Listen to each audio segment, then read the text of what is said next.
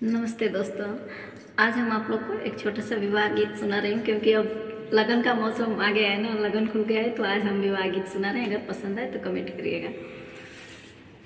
Kenya से जोगिए कायावत रहले, Kenya के जात रहले, केनिया के जोगिए कायावत रहले, केनिया के जात रहले।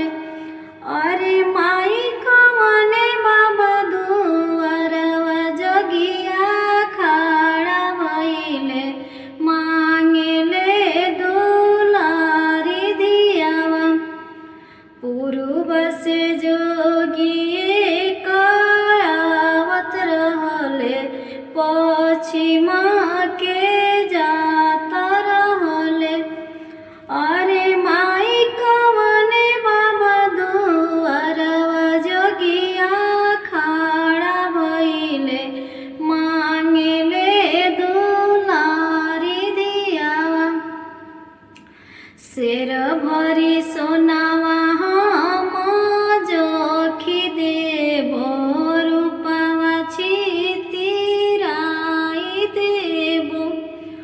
अरे बाबू सोने के चिरैया हम उड़े देबो, दुलारी धियावा नाही देबो। शेर भरी सोनावा हम बेची खइबो, रूपावा छितिराई देबो। अरे ससुर सोने के चिरैया हम उड़ाई देबो, दुलारी धियावा ले जइबो।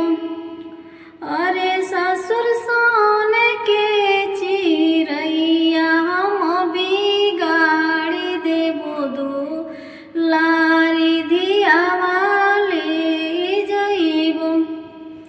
बाय दोस्तों, अगर आप लोग को ये गीत पसंद आया होगा तो हमारे चैनल को सब्सक्राइब करिएगा, और जो लोग नए होंगे तो प्लीज़ सब्सक्राइब कर दीजिएगा और बेल आइकन भी प्रेस कर दीजिएगा, ताकि कोई भी वीडियो हम अपलोड करें तो नोटिफिकेशन आप लोगों तक पहले पहुँचे। तब तक के लिए नमस्ते, प्रणाम, मिलते हैं अगले वीडियो में।